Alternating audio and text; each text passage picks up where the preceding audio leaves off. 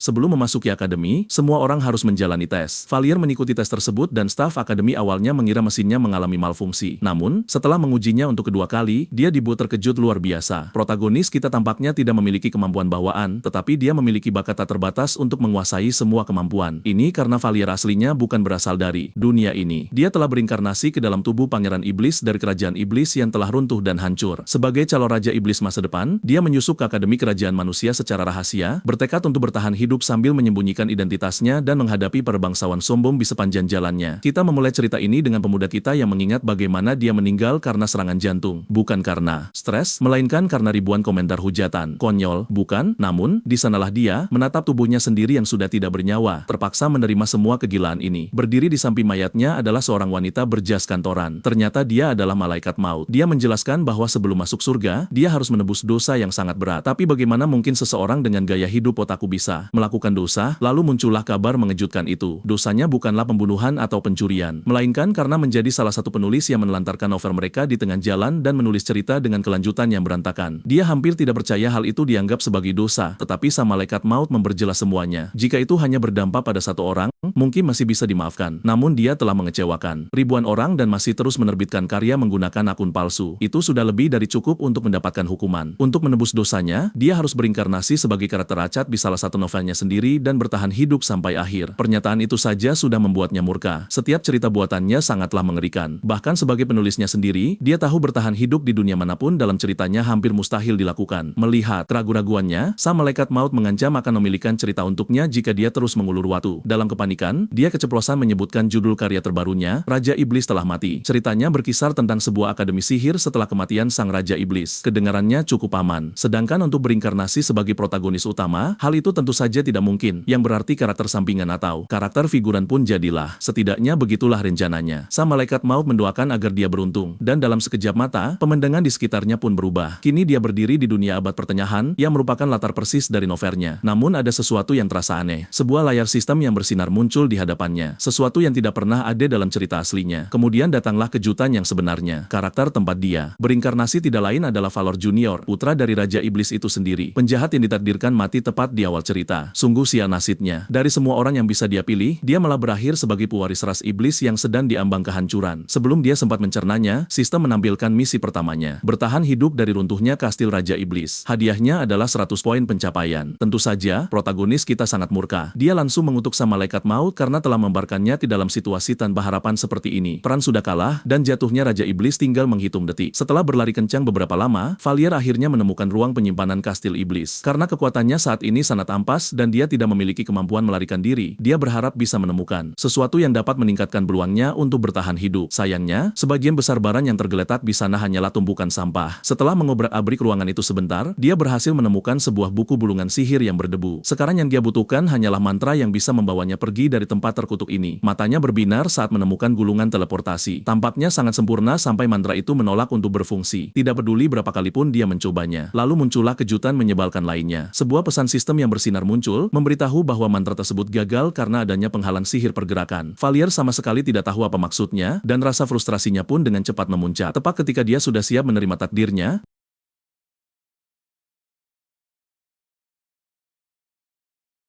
sihir kamuflase, mantra peringkat rendah, namun tetap sangat berguna. Seketika, sebuah rencana terbersit di kepalanya. Dia akan menggunakan mantra itu untuk menyamar sebagai manusia, menyelinap ke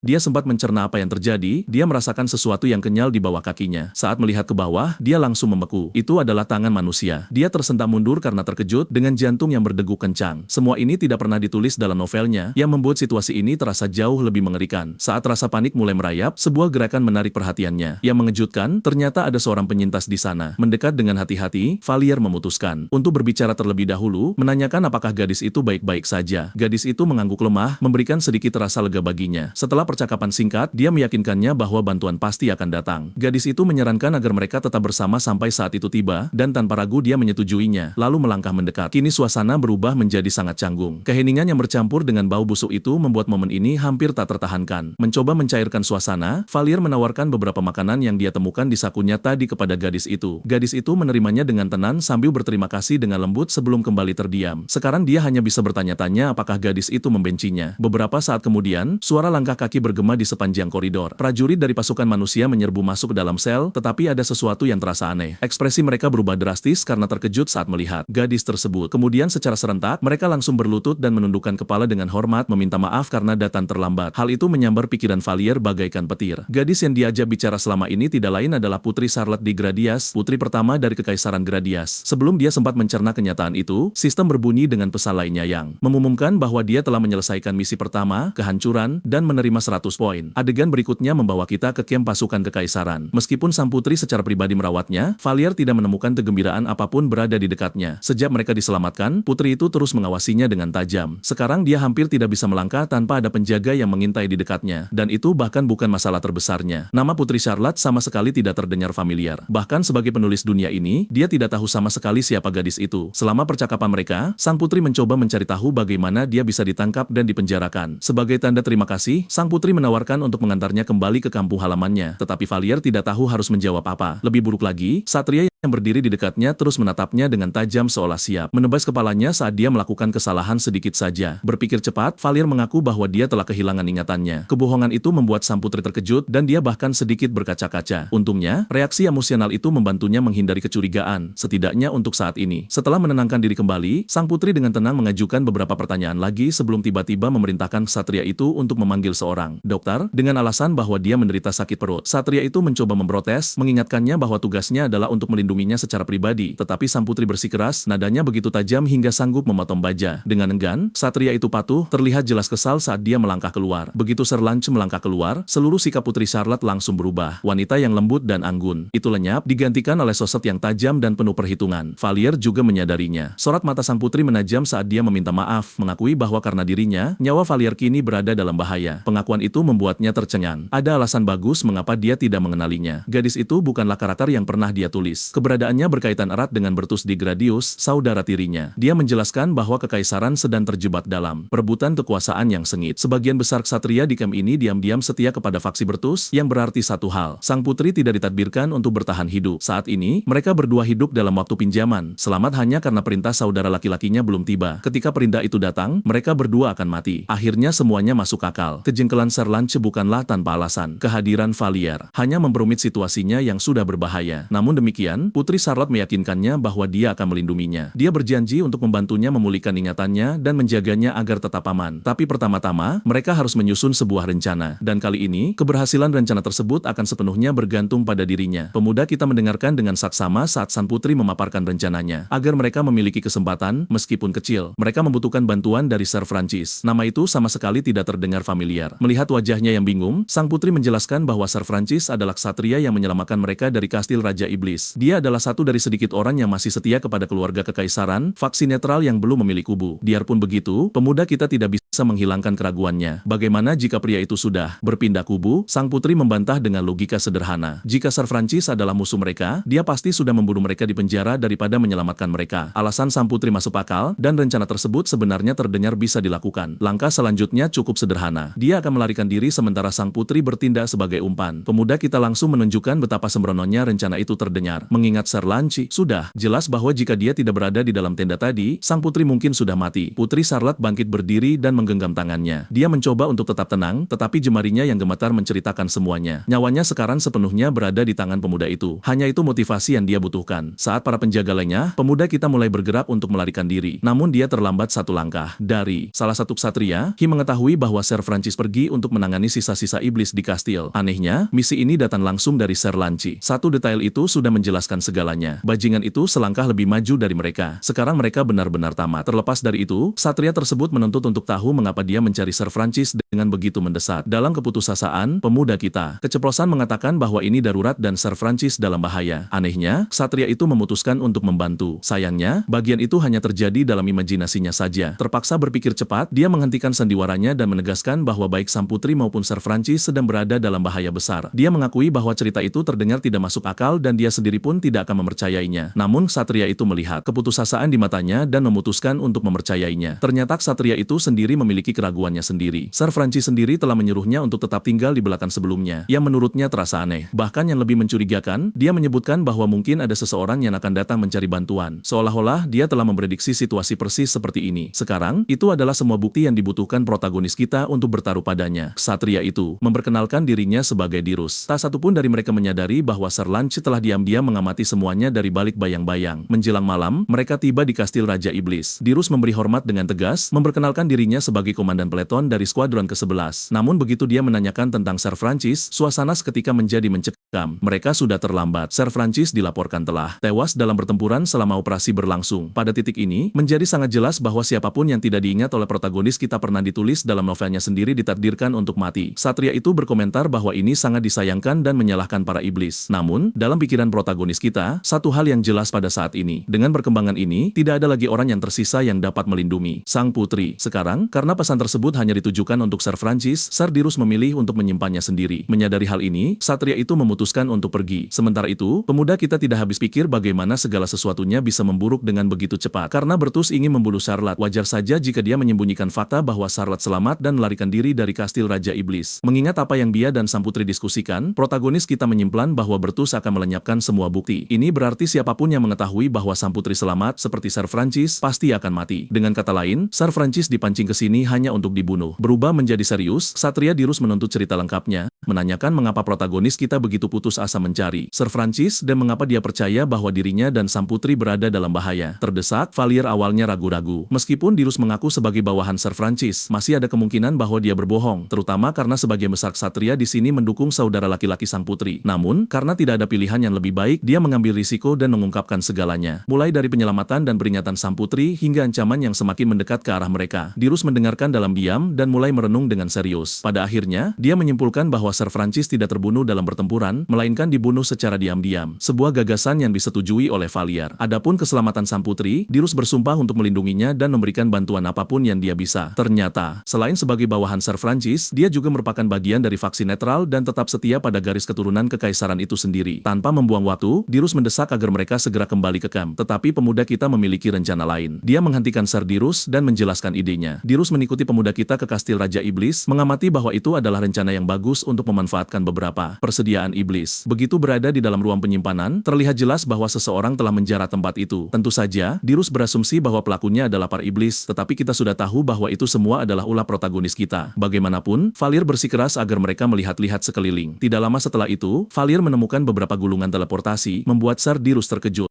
He menyarankan untuk mengambil sebanyak mungkin, tetapi Dirus mengernyitkan dahi, menunjukkan bahwa gulungan-gulungan tersebut dibuat menggunakan gaya sihir iblis. Valier hanya mengedikkan bahu dan mengeluarkan sebuah buku sihir seolah-olah itu bukan masalah besar. Tindakan itu langsung menimbulkan kecurigaan Dirus. Dia tahu protagonis kita mengaku sebagai tawanan, namun tidak masuk akal jika dia bisa mengetahui seluruh kastil dengan begitu baik. Sebelum dia sempat mengajukan pertanyaan, mereka selesai mengumpulkan gulungan-gulungan tersebut. Sekarang saatnya untuk kembali ke kamp kekaisaran. Di tengah perjalanan, Sir Dirus menyadari beberapa ksatria sedang mendekat. Dia mencengkeram tangan Valier dan menegaskan agar protagonis kita tetap diam. Tak lama kemudian, sepasukan ksatria memasuki kastil. Salah satu ksatria melaporkan kepada pemimpin mereka bahwa dia melihat protagonis kita dan Sir Dirus masuk sebelumnya dan mencurigai mereka bersembunyi di suatu tempat di dalam. Dirus mengenali lambang pada sirah mereka. Mereka adalah ksatria dari Kadipaten Salarian. Valier mengingat nama itu. Berdasarkan novelnya, dia menjelaskan bahwa Kadipaten Salarian adalah milik keluarga ibu sang pangeran, salah satu keluarga bangsawan terkuat di kekaisaran. Mereka ingin menobatkan Bertus sebagai kaisar berikutnya, dan para ksatria dari ordo ini semuanya berasal dari latar belakang bangsawan tinggi. Alasan Sir Francis kemungkinan besar dibunuh adalah karena dia menolak untuk memihak faksi Bertus. Protagonis kita menjadi bingung ketika salah satu ksatria mengklaim bahwa dia dapat menemukan lokasi mereka dalam sekejap. Ksatria itu tampaknya memiliki semacam kemampuan sihir karena saat dia mengaktifkannya, dia bisa melihat menembus dinding dan langsung memastikan lokasi Valier dan Dirus. Akibatnya, sang pemimpin menghulus pedangnya dan memerintahkan mereka untuk keluar. Begitu mereka melangkah keluar, ksatria itu mulai mengejek sang putri, menyebutnya menyedihkan dan mengklaim bahwa dia akan menyeret orang-orang yang tidak bersalah ke dalam kematian bersamanya. Kemarahan Dirus meledak saat dia memperingatkan mereka untuk menjaga ucapan mereka ketika berbicara tentang sang putri. Ksatria itu hanya menggelengkan kepalanya, menganggap Sir Dirus terlalu remeh untuk dipedulikan. Dia mengakui bahwa dia tidak senang membunuh warga sipil yang tidak bersalah, tetapi mengklaim tidak memiliki pilihan lain karena tugasnya kepada kekaisaran. Sekarang, Sir Dirus menghunus pedangnya sendiri dan menyuruh protagonis kita untuk tetap di belakang. Pemuda kita mengumpat dalam hati, menyadari betapa buruknya situasi saat ini. Saat dia bertanya-tanya apakah ini akan menjadi akhir dari segalanya, sesuatu pada patung di sampingnya menarik perhatiannya. Protagonis kita menyaksikan mata patung itu tiba-tiba menyala merah padam. Dia tersentak, menyadari bahwa ini mungkin adalah momen ketika patung mirip Gargoyle itu hidup kembali. Seolah-olah makhluk itu benar-benar mendengar pikirannya. Seperti yang bisa ditebak, patung itu mulai bergerak, membuat para ksatria benar-benar terkejut. Sebelum ada yang bisa memahami apa yang sedang terjadi, sang pemimpin dan komandan ksatria tewas seketika. Protagonis kita juga menunjukkan ekspresi terkejut yang sama. Namun, Sir Dirus langsung mencengkeram tangannya dan memanfaatkan kesempatan ini untuk melarikan diri. Saat berkuda kembali ke kem kekaisaran, Sir Dirus tentu saja bertanya apa yang membuat patung itu bergerak. Protagonis kita mengaku tidak tahu apa-apa, tetapi dalam pikiran Valier, itu adalah kebohongan murni. Kita sudah tahu bahwa dia berinkarnasi ke dalam dunia novelnya sendiri dengan sebuah sistem. Satu hal yang gagal dia sadari adalah kemampuannya yang disebut dominasi iblis. Dia mencurigai bahwa kemampuan ini memungkinkannya untuk memerintah para iblis secara bawah sadar. Meskipun demikian, Sir Dirus menunjukkan bahwa hal yang terpenting adalah mereka berhasil lolos. Sayangnya, dia berbicara terlalu cepat. Ternyata ksatria musuh masih mengejar mereka. Melihat diri mereka berada dalam situasi yang begitu mendesak, protagonis kita meminta Sir Dirus untuk memegangnya dengan stabil sementara dia membalik-balik buku sihir, berharap menemukan sesuatu yang berguna. Setelah membalik halaman demi halaman, satu mantra menarik perhatiannya. Tanpa ragu, protagonis kita langsung merapalkannya. Mantra Hasta tersebut meningkatkan kecepatan kuda mereka. Pada dasarnya mempercepatnya jauh melampaui batas normalnya. Ini menciptakan jarak yang cukup jauh antara mereka dan para pengejar, akhirnya memberi mereka sedikit ruang untuk bernapas. Sir Dirus sedang dalam proses memujinya ketika tiba-tiba sebuah anak panah melesat hanya beberapa inci dari lehernya. Satria musuh telah mulai menembakkan busur silang. Melihat hal ini, protagonis kita dengan cepat menyusun sebuah rencana. Namun, Sir Dirus menyampaikan keraguannya, bersikeras bahwa itu tidak akan berhasil. Protagonis kita sudah mengetahui hal itu. Ki menjelaskan bahwa ketika dia awalnya menulis novel tersebut, dia menciptakan pengaturan yang memberikan peningkatan besar bagi para ksatria saat menunggang kuda, mencegah mereka terjatuh hanya oleh satu serangan sihir. Itulah mengapa dia tidak berniat untuk menargetkan para ksatria itu sendiri. Alih-alih, dia menargetkan kuda-kuda mereka. Seperti yang diduga, salah satu ksatria langsung kehilangan kendali atas tunggangannya. Mata protagonis kita berbinar gembira karena rencananya berhasil dengan sempurna. Karena hal ini, dia terus merapalkan mantra pada kuda-kuda musuh. Namun, saat sedang mencari mantra berguna lainnya, kuda mereka sendiri tiba-tiba berhenti karena kelelahan yang luar biasa. Akibatnya, ksatria musuh pada akhirnya akan memperkecil jarak. Sambil bertanya-tanya apa yang harus dilakukan selanjutnya, sesuatu tiba-tiba menarik perhatiannya. Protagonis kita melihat sekelompok iblis yang selamat diikat dalam rantai. Melihat mereka, dia menyadari bahwa mereka pastilah tawanan perang. Mengejutkannya, dia merasakan sensasi aneh dan koneksi yang sama dengan mereka seperti yang dia rasakan saat patung itu bergerak kembali di kastil. Tiba-tiba, salah satu orc dalam kelompok itu mengamuk. Awalnya, dia tampak menyerang langsung ke arah mereka. Kemudian, tanpa peringatan, dia mengubah arah dan melesat lurus menuju ksatria musuh yang mendekat. Para ksatria itu segera bersiap untuk bertempur. Saat bentrokan antara para ksatria dan orc yang mengamuk itu dimulai, pemuda kita dan Sir Dirus akhirnya mendapatkan kesempatan untuk melarikan diri. Tanpa sepengetahuan protagonis kita, kecurigaan Sir Dirus terus berkembang. Gargoyle pertama mungkin bisa dianggap sebagai kebetulan, tetapi orc ini terlalu mencurigakan. Terlepas dari keraguannya, menyelamatkan sang putri tetap menjadi prioritas utama. Adegan berikutnya beralih ke kem kekaisaran. Begitu mereka memasuki kem, mereka dihentikan oleh penjaga keamanan. Bahkan setelah Sir Dirus memperkenalkan dirinya dan menjelaskan bahwa dia sangat perlu melapor kepada sang putri, penjaga tersebut menolak untuk membiarkan mereka lewat. Satria itu bahkan berani mempertanyakan mengapa seseorang dengan posisi seperti Sir Dirus ingin berbicara dengan sang putri. Akibatnya, Sir Dirus langsung mengakhiri hidup penjaga tersebut dan memberitahu Valier tentang rencana cadangan mereka. Sementara Sir Dirus menarik perhatian para penjaga yang ada di sekitar. Dan para prajurit, protagonis kita akan akan memanfaatkan kesempatan ini untuk menyelamatkan sang putri. Akhirnya, protagonis kita memasuki tenda sang putri. Para pendeta langsung murka begitu melihatnya menyela pertemuan mereka. Sebaliknya, Putri Charlotte menunjukkan keterkejutan saat melihatnya. Tanpa membuang waktu, dia menyuruh sang putri untuk mendekat sebelum mengaktifkan mantra sihir cahaya. Kemudian, begitu saja, dia menggenggam tangan sang putri dan menariknya mendekat sambil mengaktifkan mantra teleportasi. Dalam sekejap, mereka berhasil berteleportasi keluar dari camp. Dengan itu, sistem mengumumkan bahwa protagonis kita telah menyelesaikan bagian prolog. Karena Charlotte, karakter penting yang aslinya tewas dalam alur novel, telah berhasil diselamatkan, masa depan kini telah berubah. Sistem memberitahu bahwa sebagai hadiah atas perubahan takdir ini, dia telah memperoleh 1000 poin pencapaian. Adegan berikutnya membawa kita ke ibu kota kekaisaran, Guardium. Disinilah biasanya cerita utama dimulai. Protagonis kita awalnya memodalkan kota ini berdasarkan Seoul, negara asalnya. Namun, menilai dari ekspresinya, jelas ada sesuatu yang salah. Tidak ada didum pencakar langit yang megah. Dimanapun sejauh mata memandang, membuat semua upaya yang dia lakukan untuk menulis tentang hal itu menjadi sia-sia belaka. Bagaimanapun, sekarang bukan waktunya untuk mengeluh. Ini adalah keajaiban bahwa mereka bahkan bisa bertahan hidup. Berbalik ke arah sang putri, tampaknya ini adalah pengalaman pertamanya dengan teleportasi karena dia terlihat seperti anak anjing yang kebingungan. Pemuda kita meminta maaf karena tidak menjelaskan semuanya dengan benar sebelum membawanya ke ibu kota. Sambil mengulurkan tangan padanya, dia juga memberitahu bahwa Sir Francis telah tiada. Jawabannya hanya memicu lebih banyak pertanyaan, tetapi dia memutuskan untuk menjelaskan semuanya begitu Ser Dirus tiba. Berbicara tentang Ser Dirus, dia segera tiba menggunakan sihir teleportasi dan merasa lega melihat mereka berdua aman. Protagonis kita memeriksa keadaannya, tetapi Dirus meyakinkannya bahwa dia baik-baik saja dan mencatat bahwa rencana cadangan tersebut sukses besar. Seperti yang sudah kita ketahui, rencana B melibatkan pembuatan pengalihan yang ditangani oleh Ser Dirus sementara protagonis kita fokus menyelamatkan sang putri. Namun, protagonis kita percaya rencana itu hanya berhasil karena mereka memiliki gulungan sihir ekstra. Jika tidak, Ser Dirus mungkin tidak akan bisa keluar hidup-hidup. Tepat saat itu, Putri Charlotte bertanya siapa Ser Dirus sebenarnya. Menyadari kesalahannya, Ser Dirus segera menunjukkan rasa hormatnya. Secara formal memperkenalkan diri sebagai seorang satria dan komandan peleton, serta menawarkan untuk melaporkan semua yang terjadi kepada Yang Mulia. Ser Dirus pada akhirnya menjelaskan seluruh situasi kepada sang putri. Meskipun pemuda kita seharusnya merasa cukup puas setelah memainkan peran besar dalam menyelamatkannya, laporan Ser Dirus mengandung terlalu banyak kebetulan. Faktanya, pria itu menggunakan kata kebetulan sebanyak 4 kali. Dan jangan lupa bahwa protagonis kita juga menggunakan sihir teleportasi, yang seharusnya hanya bisa dipecahkan oleh iblis. Pada dasarnya, dia berada di pusat dari segalanya. Bahkan sang putri mulai menunjukkan tanda-tanda mencurigainya. Yah, itu wajar saja. Dia dibesarkan dalam lingkungan yang keras, yang penuh dengan intrik politik kekaisaran, jadi tidak aneh jika dia waspada terhadap orang asing. Bagaimanapun juga, berada di dekat sang putri terlalu lama pada akhirnya akan mengungkap identitasnya. Demi kelangsungan hidupnya, protagonis kita memutuskan bahwa dia harus kabur pada kesempatan pertama. Bahkan jika ini adalah dunia dari novelnya sendiri, dia menghadapi masalah yang serius. Dia tidak tahu harus pergi kemana. Dan yang lebih penting lagi, dia tidak memiliki uang. Sederhananya, dia kelaparan dan benar-benar tamat. Pemuda kita mulai merenungkan kesalahannya sebagai seorang penulis.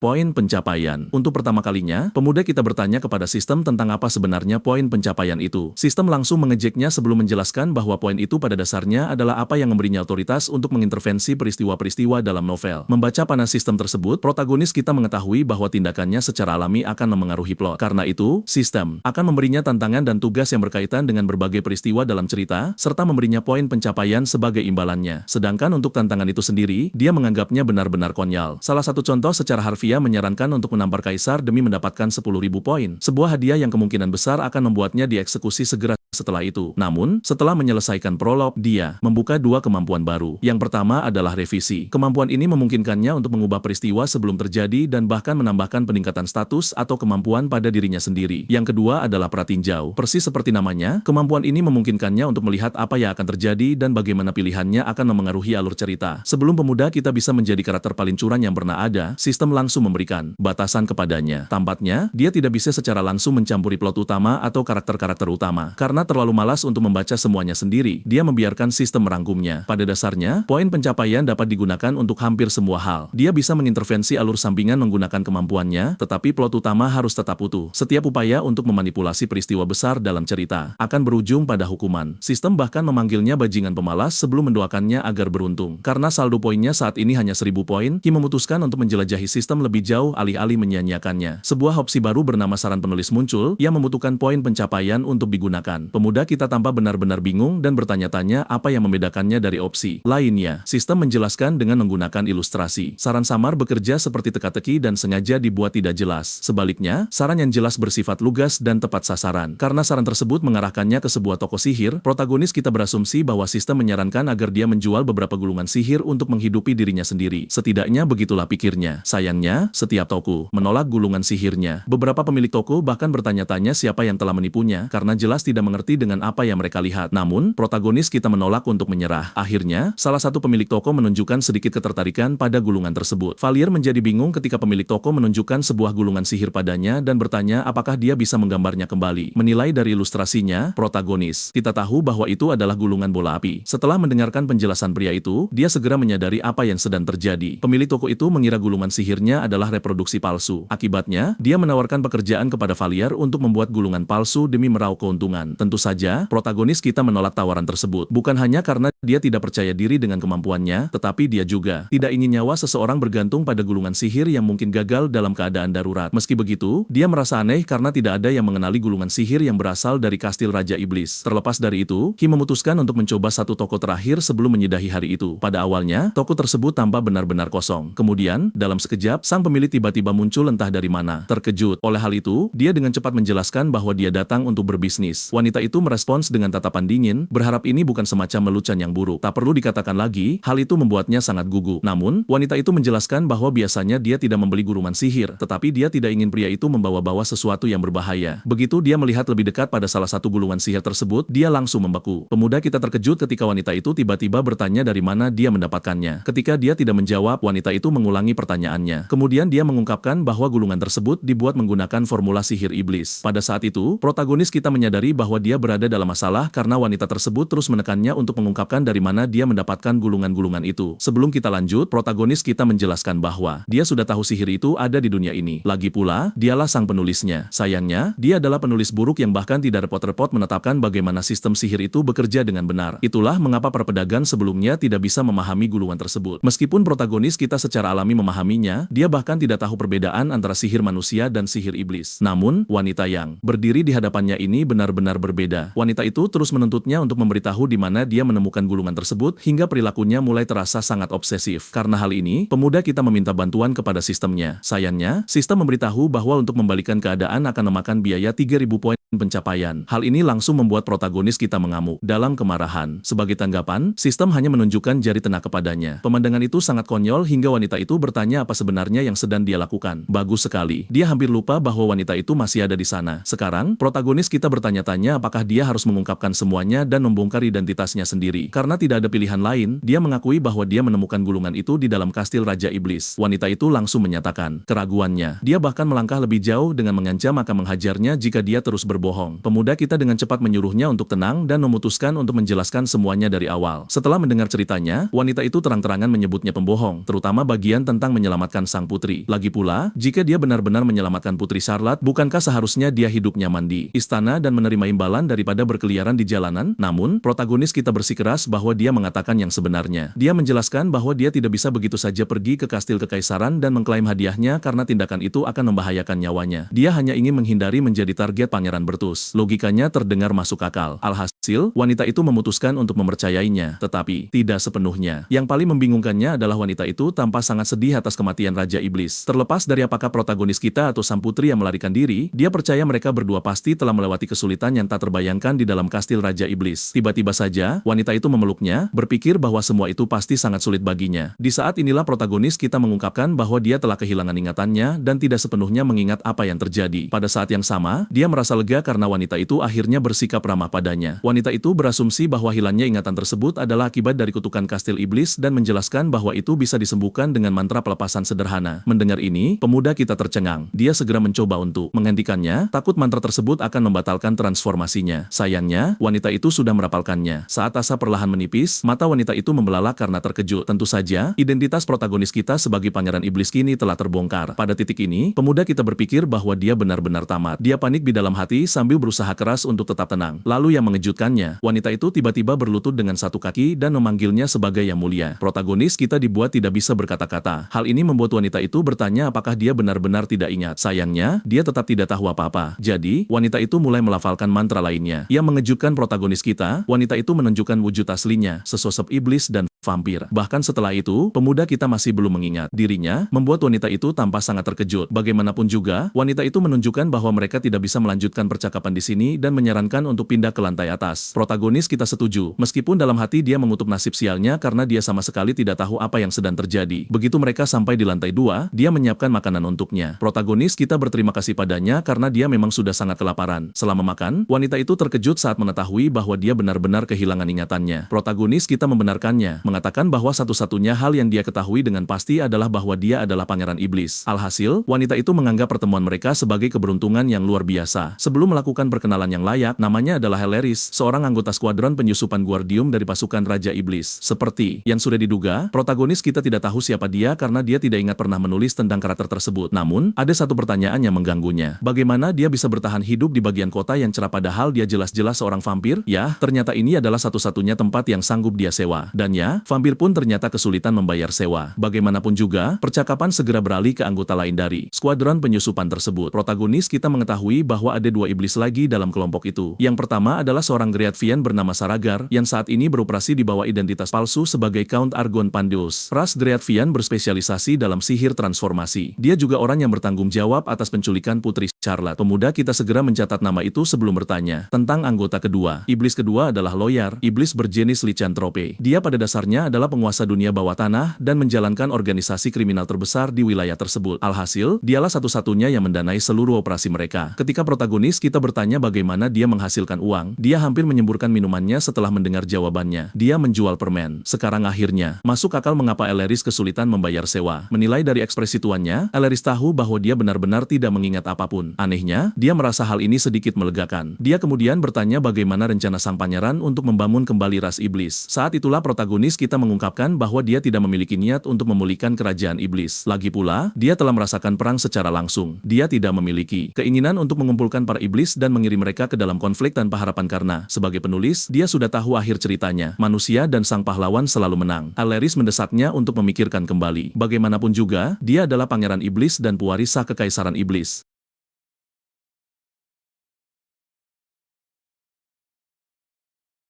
Dari kerajaan yang sudah tidak ada lagi. Ruangan itu seketika menjadi hening dalam kecanggungan. Heleris dengan tenang mengatakan bahwa dia mengerti dan memutuskan untuk pergi agar sang pangeran bisa beristirahat. Saat protagonis kita melihatnya pergi, dia bertanya-tanya apakah dia bereaksi berlebihan. Namun, dia menyadari sesuatu yang aneh. Bukannya terlihat sedih, Heleris sebenarnya tampak agak senang setelah mendengar keputusannya. Malam harinya, protagonis kita mendapati dirinya berdua di kamar bersama Heleris. Saat menatapnya, dia tidak bisa tidak berpikir bahwa vampir benar-benar adalah bangsawan malam. Sinar rembulan membuatnya terlihat luar biasa cantik. Heleris terkejut melihat sang pangeran belum tidur. Sang pangeran mengingatkannya untuk berhenti memanggilnya Yang Mulia sebelum bertanya seperti apa sosok dirinya yang dulu. Saat dia melihat kekaguman di ekspresi wajah Heleris, dia sudah mendapatkan jawabannya. Memutuskan untuk tidak mendesak masalah itu lebih jauh, dia bersiap untuk tidur dan berencana menemui sisa anggota skuadron penyusupan keesokan harinya. Kemudian Valier tiba-tiba bertanya di mana rencana Heleris untuk tidur, mengingat bahwa saat ini dia sedang menempati tempat tidur milik gadis itu. Apa yang terjadi selanjutnya benar-benar membuatnya tidak menduga. Begitu saja, protagonis kita akhirnya berbagi tempat tidur dengan seorang gadis cantik untuk pertama kalinya. Dan untuk pertama kalinya sejak berinkarnasi ke dalam novel ini, dia benar-benar merasa seperti telah menang. Di bab berikutnya, kota ini ramai dengan perayaan. Ini karena tidak hanya sang putri yang berhasil diselamatkan, tetapi sang raja iblis juga telah mati berkat pengorbanan mulia dari sang pahlawan. Dunia ini bahkan memiliki kereta mana. Protagonis kita bersyukur bahwa dia membuat beberapa karakternya menjadi oportunis. Jika tidak, dia mungkin harus menanggung perjalanan panjang dengan berjalan kaki. Protagonis kita tidak pernah menduga lokasi pertemuan. Salah satu basis operasi Loyar berada di daerah kumuh, bagian terendah dari ibu kota. Yang lebih mengejutkan lagi, Heleris memberitahu bahwa lokasi pertemuan itu sebenarnya berada di dalam selokan. Tampaknya Loyar sudah menunggu setelah mengendus aroma tubuh protagonis kita. Di dalam selokan, pemuda kita benar-benar merasa ngeri. Saat itulah sesosok bayangan tiba-tiba muncul dari kegelapan, mengejutkannya. Namun, sosok tersebut ternyata adalah lawyer yang menyapanya dengan penuh hormat. Pemuda kita menanggapi dengan sopan, meskipun dalam hati dia terkejut saat mengetahui bahwa lawyer ternyata adalah seorang wanita. Sembari mereka menunggu Saragar, Alleris memberitahu lawyer tentang perkembangan terbaru, mengungkapkan bahwa protagonis kita telah kehilangan ingatannya. Beralih padanya, lawyer bertanya apakah itu benar. Pemuda kita memberikan jawaban tegas yang membenarkannya. Yang mengejutkan baginya, lawyer menyuarakan rasa liganya. Sekarang, protagonis kita bertanya-tanya bajingan seperti apa sosok Valier yang dulu. Dengan malu-malu, lawyer mengungkapkan bahwa dulu dia biasanya memperlakukannya seperti anjing peliharaan. Alleris menambahkan dengan nada menggoda, bahwa lawyer sebenarnya menikmati perlakuan tersebut kala itu, membuat lawyer marah dan malu karena dia merasa tidak pernah mengatakan hal itu. Melihat ekspresinya, protagonis kita meminta maaf kepada lawyer, tetapi lawyer bersikeras agar mereka melupakan hal tersebut. Karena semua itu sudah berlalu, protagonis kita menawarkan untuk bersalaman. Anehnya, lawyer malah merespons dengan menyodorkan tangannya seperti jabat tangan anjing. Reaksi naluriahnya menciptakan keheningan. Canggung yang singkat. Menyadari kesalahannya, dia langsung menarik tangannya kembali. Alleris mulai menggodanya lagi, membuat lawyer membentak balik sebelum berbalik ke arah pemuda kita dan meminta maaf, mengklaim bahwa itu tidak disengaja. Protagonis kita hanya mengedikkan bahu menganggapnya bukan masalah serius. Tepat saat itu, kelompok tersebut menyadari seseorang sedang mendekat. Pria itu ternyata adalah anggota terakhir dari skuadron penyusupan, dan iblis yang selama ini mereka tunggu-tunggu. Katakan saja iblis ini memiliki kepribadian yang aneh. Kelompok itu hanya bisa menonton dalam diam saat dia mengekspresikan rasa lega yang luar biasa bahwa protagonis kita selamat. Sekarang protagonis kita praktis memohon kepada Saragar untuk melepaskannya sebelum dia tidak sengaja membuatnya kehabisan napas. Di saat yang sama, pemuda kita ingat pernah menggambarkan kepribadian Saragar. Sebelumnya, dia adalah tip orang yang rela mengorbankan dirinya demi ras iblis. Tetap saja, pria itu memiliki banyak hal yang harus dihadapi. Dengan semua orang yang akhirnya berkumpul, mereka mulai mendiskusikan masa depan. Saragar segera menyarankan rencana untuk membangun kembali ras iblis. Yang membuat lawyer kesal, tampaknya mereka berdua tidak akan pernah bisa akur. Protagonis kita tidak melihat bagaimana dia bisa membangun kembali seluruh kerajaan dalam kondisinya saat ini. Saat itulah Saragar tiba-tiba memanggilnya sebagai archdemon yang agung dan perkasa. Bagus sekali. Istilah lain yang harus dia hadapi yang bahkan dia sebagai penulisnya pun tidak tahu. Kelompok itu tercengang oleh reaksinya. Saat Saragar hendak menjelaskan istilah tersebut, Alleris menghentikannya dan menawarkan diri untuk menjelaskan dari awal. Dahulu kala, ras iblis sangatlah kacau balau. Tempat itu pada dasarnya adalah zona perang di mana pembunuhan terus-menerus adalah hal biasa dan hanya yang kuat yang bertahan hidup. Kemudian sesosok iblis yang kuat muncul, sosok yang menyatukan seluruh ras di bawah komandonya. Iblis itu kemudian dikenal sebagai archdemon. Singkatnya, hanya keturunan Raja Iblis yang memiliki darah archdemon dan kemampuan untuk memerintah iblis. Biarpun begitu, pemuda kita tetap tidak melihat bagaimana hal ini bisa membantu. Sebagai tanggapan, Saragar menegaskan bahwa dia hanya perlu menjadi lebih kuat dan menyatukan kembali ras iblis. Protagonis kita menyuarakan kekhawatirannya dan menunjukkan risiko besar yang terlibat. Sebaliknya, dia percaya bahwa dia harus tetap tinggal di ibu kota dan mempelajari lebih lanjut tentang manusia demi mengembangkan strategi yang revolusioner. Seperti yang diduga, Saragar tersenyum gembira atas kejeniusan rencana tuannya tersebut. Sementara itu, protagonis kita hanya memikirkan betapa jauh lebih nyamannya pemukiman manusia dibandingkan dengan dunia iblis. Berbicara tentang menetap di ibu kota, Saragar tiba-tiba mengusulkan sebuah ide. Dia menyarankan agar protagonis kita mendaftar di Akademi Sihir Kekaisaran. Yang mengejutkannya, lawyer mendukung Saragar untuk sekali ini dan setuju bahwa itu adalah ide yang bagus. Pemuda kita mendengarkan. Mereka menyetujui di permukaan dan diam-diam mulai mencari jalan keluar. Sayangnya, harapan terakhirnya pupus saat Alleris juga mendukung ide tersebut. Karena hal ini, protagonis kita mengingatkan semua orang bahwa dia saat ini sedang menyembunyikan identitasnya. Lagi pula, semua orang tahu apa yang akan terjadi jika identitas aslinya terungkap. Seolah menunggu momen pas itu, Saragar dengan ramah menawarkan sebuah cincin dari klan Dreadvi. Cincin tersebut memiliki kemampuan untuk mengubah penampilan pemakainya sesuai keinginan mereka. Dan begitu saja, protagonis kita menyadari bahwa dia sudah diajukan secara sukarela untuk rencana tersebut. Untuk persiapan, Saragar memberinya cincin transformasi sementara Alleris membantunya mendapatkan identitas palsu. Ini diperlukan karena kerajaan kemungkinan besar sedang mencarinya karena keterlibatannya dalam menyelamatkan Putri Charlotte. Sebagai tindakan pencegahan tambahan, protagonis kita diperkenalkan sebagai adik laki-laki lawyer. Salah satu bawahan lawyer, Daibun, mengamati bahwa protagonis kita cukup tampan sebelum menanyakan namanya. Protagonis kita memutuskan untuk menggunakan nama Reinhardt. Rupanya, kelompok itu mendiskusikan pilihan tersebut dengan Alleris yang menunjukkan bahwa menggunakan nama Raja Iblis akan sangat mencurigakan. Kelompok itu kesulitan menemukan alternatif yang cocok. Protagonis kita dengan cepat menyadari bahwa baik Saragar maupun lawyer memiliki selera yang sangat buruk dalam hal memberi nama. Pada akhirnya, dia memutuskan untuk memilih nama itu sendiri. Dan begitulah bagaimana dia akhirnya menjadi Reinhard. Kembali ke masa kini, Loya memainkan peran sebagai kakak perempuannya dan menginstruksikan bawahannya untuk membantu protagonis kita mendapatkan dokumen identitasnya. Pria itu setuju, tetapi kemudian mengingat sesuatu. Sebelumnya, Loya menyebutkan bahwa pemuda kita akan menghadiri akademi. Loya mengangguk, bertanya-tanya mengapa dia membahas hal itu. Nah, disitulah pria itu menunjukkan satu detail sangat penting yang sepenuhnya mereka lupakan. Uang yang dibutuhkan untuk membayar biaya sekolah akademi protagonis kita. Pemuda kita hampir lupa tentang situasi geng Loya. Loya dan gengnya menjual permen untuk menyambung hidup. Jadi dengan pendapatan mereka saat ini, mustahil untuk membiayai akademi tersebut. Protagonis kita menjelaskan bahwa Akademi Kekaisaran Gradius adalah institusi paling bergengsi di benua itu. Tempat ini pada dasarnya dirancang untuk anak-anak dari keluarga bangsawan dan terpandang, dan jika biaya sekolah tahunannya dikonversikan ke dalam mata uang modern, nilainya sekitar $100.000. Loya tenggelam dalam pemikiran, bertanya kepada bawahannya, Daibun, apakah tidak ada cara untuk mendapatkan uang tersebut? Pemuda kita mengamati interaksi mereka saat Daibun menyarankan untuk mengurangi jumlah yang diambil dari anggaran geng, yang menurut protagonis kita agak aneh, karena mereka hanya menjual permen, tidak masuk akal bagi mereka untuk memiliki anggaran sebesar itu. Namun, Loya mengingatkan Daibun bahwa dia sudah berulang kali memberitahu bahwa mereka telah menutup toko mereka. Melihat mereka berdebat bolak-balik, protagonis kita menyela mereka. Dia menyarankan agar mereka menanggung biaya sekolahnya untuk 1 semester saja. Mendengar hal ini, Loya bertanya-tanya keras apakah itu berarti dia berencana masuk lewat jalur beasiswa yang sebenarnya sangat mendekati rencananya. Setelah kematian sang pahlawan, protagonis kita yakin bahwa ibu kota saat ini sedang mencari kandidat pahlawan berikutnya. Selama dia membuktikan bahwa dirinya berbakat, biaya sekolahnya bisa dibebaskan. Protagonis kita menyatakan bahwa dia berencana untuk berlatih keras dan membuka sebuah bakat. Loya menyukai rasa percaya dirinya, tetapi pada kenyataannya, protagonis kita sedang berpikir untuk memperkuat dirinya sendiri dengan alat revisi dan sistemnya. Namun, Daibun mengingatkan mereka bahwa mereka masih belum bisa menutupi biaya pendaftaran. Belum lagi, pendapatan mereka akhir-akhir ini terus menurun. Di saat itulah protagonis kita menawarkan sebuah solusi. Daibun heran apa yang dimaksud protagonis kita dengan mengubah cara mereka berpikir. Jadi, protagonis kita menjelaskan bahwa jika pelanggan tidak datang kepada mereka, maka merekalah yang harus mendatangi pelanggan. Untuk merangkum rencananya, protagonis kita berniat memanfaatkan ramainya lalu lintas pejalan kaki di sekitar persimpangan dan stasiun. Di saat itulah dia menyarankan stasiun kereta mana. Stasiun itu memiliki jumlah lalu lintas yang sangat besar, dan jika mereka menjual permen di sana, para orang tua tidak akan punya pilihan selain membelikannya untuk anak-anak mereka. Daibun mendukung ide tersebut, memuji pemuda kita sebagai orang jenius. Sementara Loya hendak mengatakan sesuatu, tetapi dengan cepat menutup mulutnya. Inilah mengapa pemuda kita menatapnya seolah-olah dia berharap matanya bisa menembakkan laser karena Loya hampir saja memanggilnya bajingan yang cerdik. Karena hal ini, protagonis kita memutuskan untuk mendisiplinkannya, jadi dia mengulurkan tangannya. Dia hanya ingin menggodanya dan membuatnya melakukan jabat tangan anjing. Namun yang mengejutkan semua orang, Loya secara naluriah bertindak seperti anjing terlatih. Daibun jelas bingung sementara protagonis kita hanya menyeringai jahat saat Loya bersikeras bahwa itu adalah sebuah kesalahan. Adegan beralih ke suatu tempat di daerah kumuh. Perayaan penyambutan diadakan untuk menghormati protagonis kita saat dia secara resmi bergabung dengan keluarga pengemis yang merupakan sebutan bagi mereka sendiri. Dengan itu, semua orang mengangkat gelas bir mereka untuk bersulang. Setelah perayaan mereda, protagonis kita tiba-tiba berbalik ke arah Daibun dan bertanya tentang percakapan sebelumnya dengan Loya mengenai anggaran geng. Pemuda kita telah memikirkannya dan tidak peduli bagaimana dia melihatnya, itu sama sekali tidak masuk akal. Loya dikenal sebagai pemimpin dunia bawah dan menjalankan geng terbesar melalui kekerasan. Belum lagi, dialah orang yang mendanai seluruh operasi penyusupan. Operasi sendirian, jadi dia pasti menyembunyikan sesuatu. Namun, Daibun terlalu mabuk untuk memberikan jawaban yang jelas, tetapi setidaknya dia menyinggung sedikit tentang geng Rotary. Saat itulah Liar tiba-tiba muncul di belakang mereka, memarahi Daun karena memberikan bir kepada protagonis kita yang masih di bawah umur. Tanpa menunggu jawaban dari Daun, Liar dengan mudah menarik protagonis kita dan memutuskan untuk mengobrol di dalam. Protagonis kita memohon bantuan kepada Daun, tapi pria mabuk itu hanya bisa meminta maaf dalam hati. Begitu di dalam, Liar memarahi pemuda kita karena minum, mengingatkannya akan konsekuensi jika orang lain mengetahui identitas aslinya. Pemuda kita memotong kalimatnya, mendesak Liar untuk berterus terang. Dia tahu Liar melakukan sesuatu yang mencurigakan dan hanya berjualan permen di permukaan sebagai kedok. Jika tidak, bagaimana mungkin dia bisa mendanai tim infiltrasi? Liar menjelaskan bahwa alasan dia tidak pernah memberitahunya adalah karena dia pikir pemuda itu tidak perlu tahu dan dia tidak pernah berencana menyembunyikannya. Jadi, pemuda kita bertanya apakah itu berarti dia melakukan sesuatu yang merugikan orang lain. Kenyataannya sedikit rumit. Meskipun mereka sesekali menggunakan kekerasan, mereka memang benar-benar berjualan permen di permukaan. Protagonis kita mendengarkan saat dia menjelaskan bahwa kelompok pengemis mereka biasanya membantu Serikat Ibu Kota mengumpulkan informasi yang dibandingkan oleh protagonis kita dengan versi fantasi dari klan Haul atau klan pengemis. Liar memberitahu protagonis kita bahwa jika dia mau, dia bisa menceritakan segalanya. Namun, dia merasa akan lebih baik baik jika pemuda itu tidak ikut campur. Dia ingin dia melupakan geng tersebut dan fokus pada akademi. Percakapan berakhir dengan protagonis kita yang memahami bahwa jika dia berprestasi dan masuk ke akademi, dia tidak perlu lagi khawatir soal bergabung dengan geng Rotary. Keesokan harinya, pemuda kita pergi ke Biro Administrasi Ibu Kota Kekaisaran bersama Daun untuk mengurus kartu identitasnya. Protagonis kita tidak menyangka, prosesnya jauh lebih mudah dari dugaannya. Sekarang saatnya bagi dia untuk mendaftar masuk ke Akademi Kerajaan Kekaisaran. Begitu masuk, Daibun berharap akan melihat anak-anak kaya ditemani orang tua mereka, tetapi protagonis kita mengoreksinya. Saat ini, mereka berada di ruang konseling. Rupanya, disinilah kandidat dievaluasi bakatnya. Protagonis kita menjelaskan bahwa jika dia memiliki salah satu bakat, itu secara otomatis berarti biaya kuliah lebih rendah dan jaminan masuk. Segera, keduanya tiba di jendela evaluasi ketiga. Melihat mereka, wanita itu memberitahu bahwa ini adalah loket pendaftaran. Daibun hendak mengatakan sesuatu, tetapi protagonis kita dengan percaya diri memotong pembicaraan, menyatakan bahwa dia datang untuk membayar biaya pendaftaran. Mendengar ini, wanita itu mendesah. Dia menjelaskan bahwa dia telah melihat banyak orang seperti mereka yang mengaku mampu membayar biaya pendaftaran tetapi hanya membayar setengah dari biaya kuliah 1 tahun. Melihat ekspresi terkejut pemuda kita, dia melanjutkan dengan sombong, mengatakan bahwa kemungkinan besar dia akan berakhir meminjam uang dari siswa lain untuk menutupi sisa biaya kuliahnya. Untuk mencegah kejadian seperti itu, akademi melarang siswa membayar hanya setengah dari biaya kuliah mereka. Protagonis kita merasa ini agak merepotkan. Dia hendak menyarankan agar mereka pergi, tetapi Daibun tiba-tiba bertanya apakah mereka setidaknya bisa mengevaluasi protagonis kita. Bagaimanapun, dia bisa saja seorang jenius yang muncul sekali seumur hidup. Sebelum melanjutkan, dia bertanya apakah ada biaya untuk evaluasi tersebut. Wanita itu meyakinkan bahwa itu sepenuhnya gratis dan menyuruh mereka mengikutinya ke area pengujian. Di sana, dia mengeluarkan alat sihir dan menginstruksikan pemuda kita untuk meletakkan tangannya di atasnya. Meskipun merasa khawatir, dia dengan enggan meletakkan tangannya pada alat tersebut. Melihat hasilnya, wanita itu terkejut. Berpikir alatnya rusak, dia memutuskan untuk mengambil yang baru. Tentu saja, bukan berarti alat itu rusak karena statistik buruk protagonis kita. Bagaimanapun, petugas itu membawa alat pengganti setelah memastikan tidak ada masalah dengan alat tersebut. Pemuda kita meletakkan tangannya di atas alat itu sekali lagi. Wanita itu ternyanya. Alatnya tidak rusak dan hasil pemuda kita tetap sama persis. Melihat reaksinya, Daibun menuntut penjelasan. Namun, wanita itu tidak tahu bagaimana merangkai kata-kata untuk apa yang dilihatnya. Akhirnya, dia bersikeras agar protagonis kita mengambil tes untuk kedua kalinya. Yang lebih mengejutkan, hasilnya tetap sama. Tidak bisa menyembunyikan keterkejutannya, dia bertanya-tanya dengan keras bagaimana hal ini mungkin terjadi. Daibun hampir menuntut untuk melihat hasilnya. Jadi, wanita itu menjelaskan bahwa pemuda kita memiliki bakat dasar, aptitude. Meskipun dianggap sebagai bentuk bakat yang lebih rendah, itu berarti dengan kerja keras yang cukup, seseorang pada akhirnya dapat mengembangkan bakat sejati. Biasanya, tidak mungkin bisa masuk akademi hanya dengan bakat dasar saja. Namun, akademi menggunakan bakat dasar untuk membantu pelamar menemukan bidan yang paling cocok untuk mereka. Kasus protagonis kita, bagaimanapun, benar-benar berbeda. Menurut hasil tersebut, protagonis kita terlahir dengan bakat dasar tak terbatas, yang berarti dia memiliki potensi untuk mengembangkan jumlah bakat yang tak terbatas pula. Protagonis kita mendengarkan saat wanita itu menjelaskan bahwa berdasarkan hasilnya, dia bisa menggunakan sihir suci dan sihir gelap. Tidak hanya itu, dia adalah satu-satunya orang di seluruh kekaisaran yang mampu melakukannya. Seperti yang diduga, Daibun segera mencatat bahwa protagonis kita adalah jenius yang muncul sekali dalam sahabat. Meskipun tepukan meyakinkannya sama sekali tidak menenangkan, karena itu meninggalkan bekas di punggung protagonis kita. Dalam pikiran protagonis kita, ini jelas bukan tujuan yang dia inginkan. Hari itu juga, Daibun memberitahu liar tentang hasil tes protagonis kita. Dia tentu saja terkejut mendengar bahwa dia memiliki bakat dasar tak terbatas. Daun menjadi bersemangat tentang hal ini, tetapi dia segera menyuruhnya untuk diam. Meskipun demikian, dia memberikan acungan jempol kepada protagonis kita. Protagonis, kita berpikir dalam hati bahwa memiliki bakat dasar tak terbatas setidaknya menjelaskan bagaimana novel ini seharusnya masuk akal. Maksudnya adalah dengan bakat dasar tak terbatas, dia bisa menempuh jalur apapun yang dia inginkan dan dengan poin pencapaian, dia bisa mengubah alur cerita apapun yang menyangkut dirinya sesuka hatinya. Bagaimanapun, Daibun menyadari bahwa dia tidak terlihat terlalu senang dengan hasil evaluasinya. Ini membuat protagonis kita dengan cepat membuat alasan. Namun, Daibun yakin itu semua berkat dirinya. Jika dia tidak menyuruh wanita itu mengevaluasi pemuda kita, tidak akan ada yang menemukan bakat dasar tak terbatas miliknya. Dia pergi sambil memberitahu protagonis kita bahwa dia seharusnya berterima kasih kepadanya. Namun, dalam pikiran Valier, cerita utama novel baru saja dimulai dan pada laju seperti ini, dia pasti akan berakhir di kelas kerajaan. Kelas kerajaan disediakan untuk para elit dan terdiri dari siswa dengan beasiswa permanen. Mereka menikmati banyak hal istimewa, salah satunya adalah kemampuan untuk menghadiri kelas apapun tanpa batasan. Protagonis kita menyebut orang-orang di kelas ini sebagai bakat-bakat kekaisaran. Rencana awalnya adalah mendaftar dan bertahan selama 1 semester sebagai siswa biasa, tetapi dia tidak pernah menyangka akademi akan menempatkannya di kelas kerajaan. Belakangan, dia memberitahu tentang hal ini. Rupanya, protagonis kita telah diterima di kelas kerajaan, khususnya kelas 1A, kelas paling elit di antara mereka. Melihat ekspresinya, dia tidak mengerti mengapa Valier terlihat begitu khawatir. Alasannya sederhana. Valier menjelaskan bahwa protagonis utama utama novel ini ada di kelas 1B dan awalnya akan dipermalukan oleh siswa kelas 1A. Cerita secara alami berkembang dengan protagonis membentuk persahabatan dan menjadi lebih kuat. Namun, masalahnya adalah ini berarti kelas 1A dipenuhi oleh bajingan sombong. Saat itulah protagonis kita mengakui bahwa dia merasa sedikit tertekan. Namun, dia yakin dia akan baik-baik saja. Sayangnya, itu tidak terjadi karena penjahat utama cerita juga akan berada di kelas yang sama dengannya. Ketika dia menyebutkan bahwa dia dan yang lainnya akan melakukan yang terbaik untuk mendukungnya, tatapan protagonis kita menjadi serius saat dia menuntut untuk mengetahui mengapa dia begitu ingin mengirimnya ke akademi. Earis membeku setelah mendengar ini dan tidak menjawab. Karena apa yang dikatakan Saragar sebelumnya, protagonis kita bertanya apa yang akan terjadi jika pada akhirnya dia menjadi kuat dan berperang melawan umat manusia. Sebagai tanggapan, dia dengan percaya diri mengatakan hal itu tidak akan pernah terjadi jika dia menghabiskan lebih banyak waktu bersama mereka. Dia bahkan menyatakan bahwa jika masalah seperti itu muncul,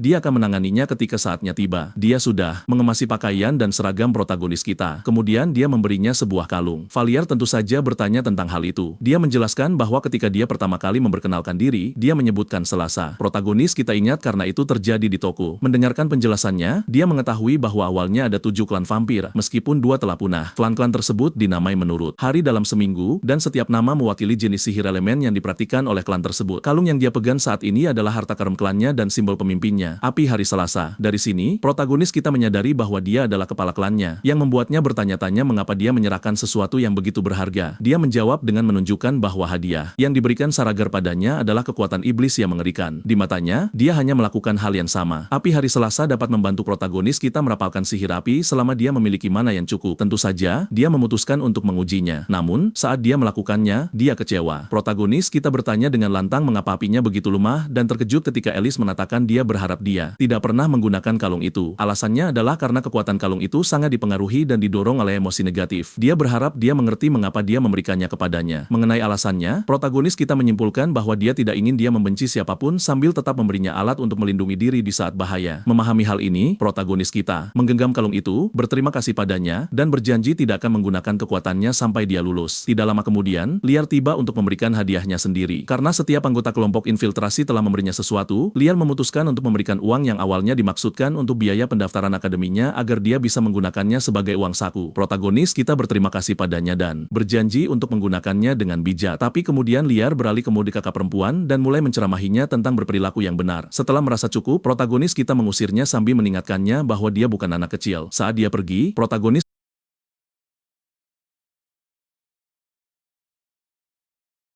pengalaman santai bagi pembaca yang lelah dengan akhir cerita tragis dan gelap yang biasa dia tulis. Masalahnya adalah protagonis kita tidak pernah terlalu menyukai happy ending. Maksudnya adalah di suatu tempat di akhir cerita, gerbang ke dunia lain akan terbuka dan gerbang itu akan mengancam seluruh dunia dengan kehancuran. Memikirkan hal ini, protagonis kita sampai pada satu realisasi yang mengerikan. Dia benar-benar kacau. Tentu saja, protagonis kita mulai panik karena dia tidak tahu apa yang harus dilakukan. Awalnya, dia mempertimbangkan untuk melarikan diri dan kembali setelah acara itu berakhir. Namun, dia segera menepis gagasan itu karena dia tidak bisa membiarkan dia dan yang lainnya membayar atas kesalahan bodohnya. Oleh karena itu, protagonis kita memutuskan untuk menghadiri akademi, bukan hanya demi alur cerita. Dia berencana untuk menjadi lebih kuat, dan jika dia tidak bisa menggunakan poin pencapaian untuk merevisi peristiwa tersebut, maka dia akan secara pribadi melawan monster itu sendiri. Keesokan harinya, bab 1 resmi dari novel dimulai. Protagonis kita tiba di akademi dan dibuat kagum oleh bangunannya. Dia hanya bisa bertanya-tanya berapa banyak uang yang digelontorkan untuk membangun tempat seperti itu. Bahkan interiornya lebih mengesankan daripada eksteriornya. Tepat saat itu, seorang gadis berambut pirang memperhatikan protagonis kita. Menarik perhatiannya, dia bertanya apakah dia siswa baru, yang dijawab dengan anggukan oleh protagonis kita. Mereka berjabat tangan dan dia memperkenalkan diri sebagai Sir Van Owen, ketua kelas kerajaan. Protagonis kita menjawab bahwa senang bertemu dengannya. Dia menawarkan bantuan dan meminta kartu identitasnya. Setelah melihatnya, dia menyadari bahwa dia adalah bagian dari kelas kerajaan. Jadi, dia mengarahkannya ke kamar asrama pribadinya. Dengan itu, protagonis kita berterima kasih padanya sementara dia mengingatkannya untuk tidak terlambat ke pesta mahasiswa baru. Kehadiran bersifat wajib karena siswa tahun pertama akan diberitahu tentang aturan yang harus mereka patuhi. Setelah itu, dia pergi untuk membantu mahasiswa baru lainnya. Setelah berjalan beberapa lama, protagonis kita akhirnya menemukan kamar asramanya. Menggunakan kartu identitasnya, penghalang sihir di sekitar gagan pintu menghilang. Baru saat itulah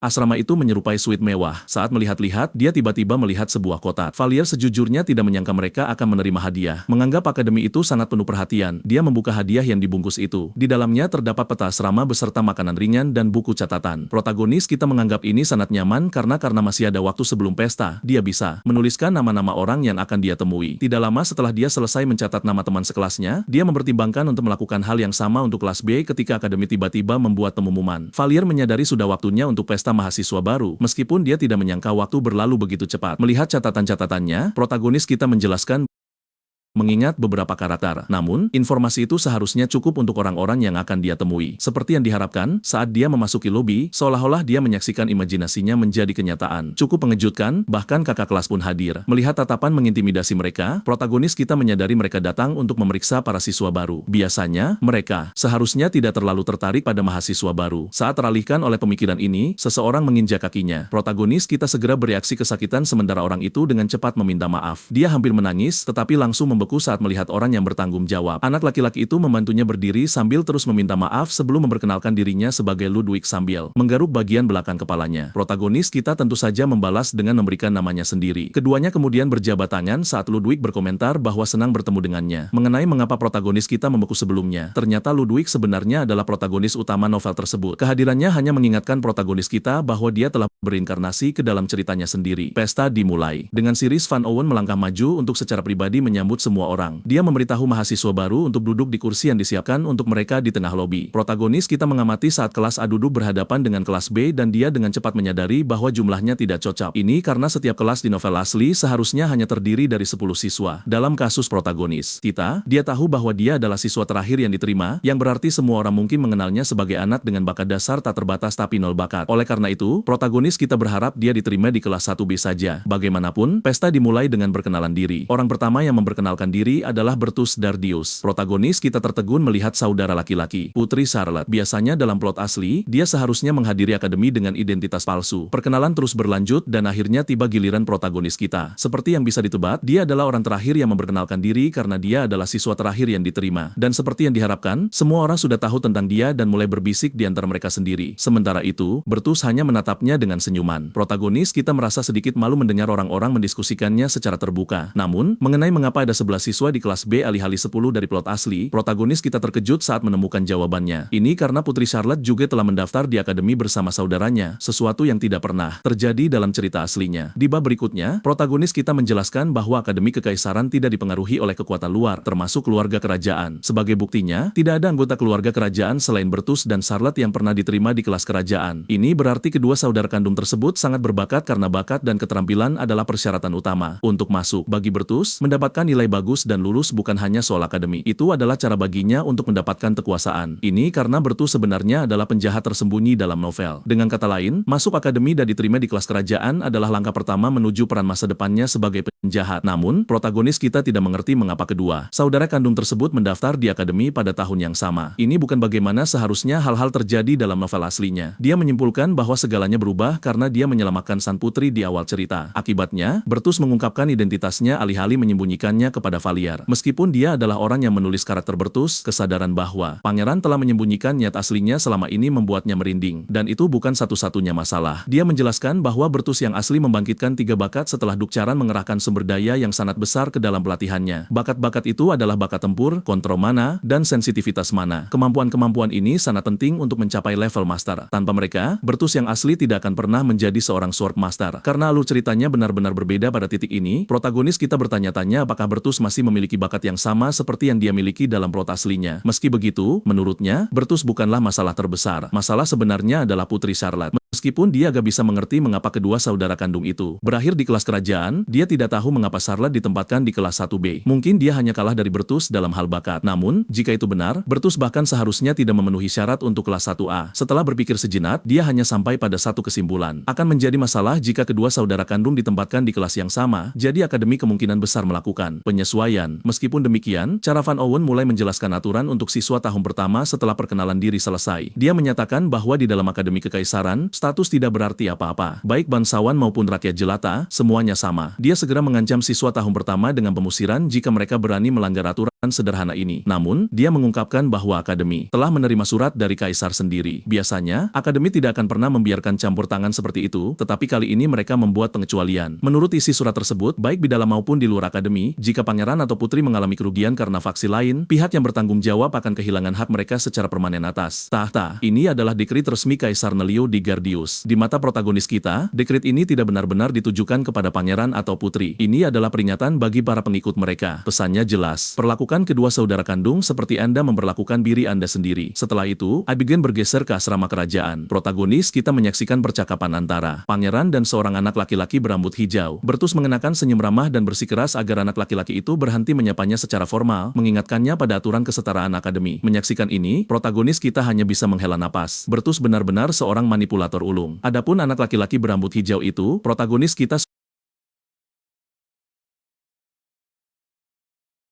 beri label sebagai antek pangeran. Bahkan mengetahui hal ini, dia dibuat tidak bisa berkata-kata saat Bertus dengan mudah memenangkan Erik hanya dengan menyebutkan betapa ayahnya menikmati anggur yang diproduksi oleh keluarga Lafairi. Di tengah percakapan mereka, seorang gadis tiba-tiba menarik perhatian Bertus. Protagonis kita segera bertanya-tanya apa yang direncanakan pangeran. Bertus mendekatinya dan mencoba untuk memulai percakapan. Namun, gadis itu tetap dingin dan sama sekali tidak menanggapi. Pangeran dengan canggung meminta maaf dan memperkenalkan diri, tetapi dia masih tidak bereaksi.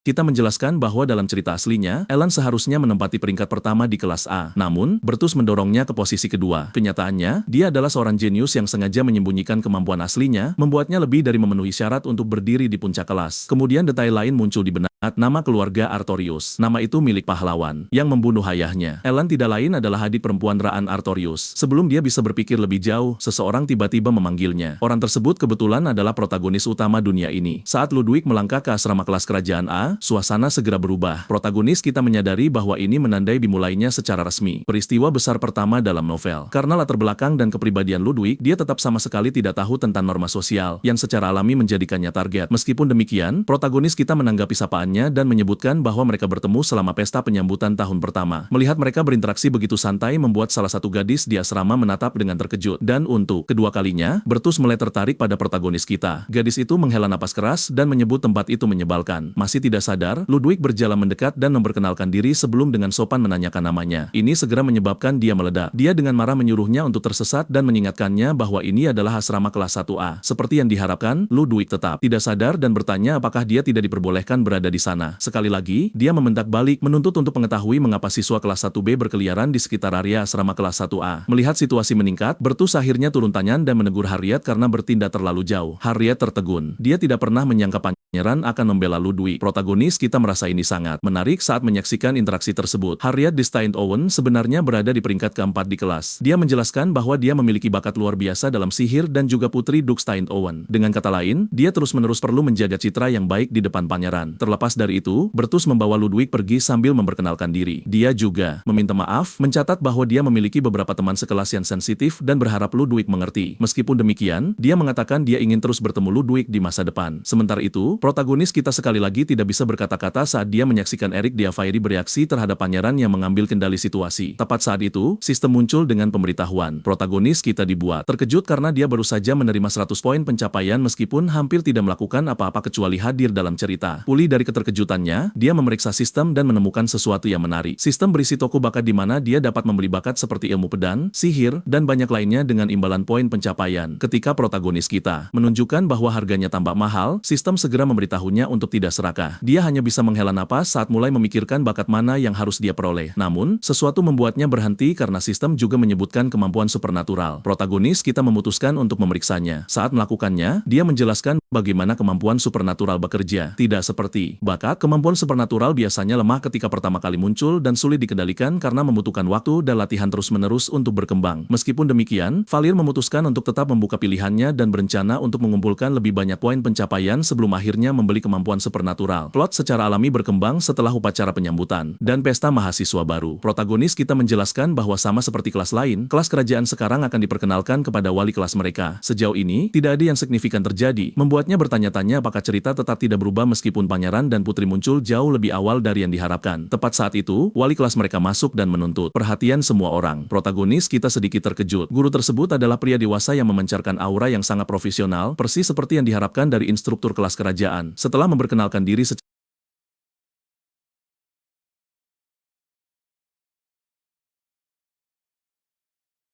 yang dipilih oleh siswa sendiri. Berbalik ke arah Bertus, dia menyapanya sebagai nomor 1. Eppenhauser menunjuk pangeran sebagai ketua kelas sementara, menjelaskan bahwa semua urusan kelas harus dilaporkan melalui dia. Dia memperjelas bahwa posisi itu bersifat sementara. Jika siswa ingin memilih orang lain nanti, mereka bebas untuk mendiskusikannya dan memberitahunya. Sampai saat itu, Bertus akan menjabat sebagai ketua kelas dan semua instruksi akan disampaikan melalui dia. Namun, ada sesuatu yang lain yang ingin diperjelas oleh Eppenhauser. Para siswa terkejut ketika dia menyuruh mereka untuk melaporkan perkelahian apapun secara langsung kepada karena ada insiden di masa lalu di mana para siswa akhirnya saling membunuh. Oleh karena itu, dia ingin semua orang berhati-hati dan membiasakan diri dengan bakat dan kemampuan supernatural teman sekelas mereka. Tepat saat itu, seorang siswa mengangkat tangannya. Dia ingin tahu apa yang akan terjadi jika guru campur tangan dalam urusan mereka. Dari ekspresinya saja, jelas bahwa dia akan menjadi salah satu siswa bermasalah yang terus-menerus membuat guru sakit kepala. Tidak terganggu, Eppenhauser hanya menyesuaikan kacamatanya sebelum menjelaskan bahwa kelas kerajaan berada di bawah manajemen khusus. Meskipun mereka adalah siswa, mereka juga aset yang sangat berharga bagi kekaisaran. Pada saat yang sama, mereka bisa berbahaya bagi diri mereka sendiri dan orang lain. Siswa itu masih terlihat bingung, mendorong Eppenhauser bertanya apakah mereka tidak diberitahu sebelum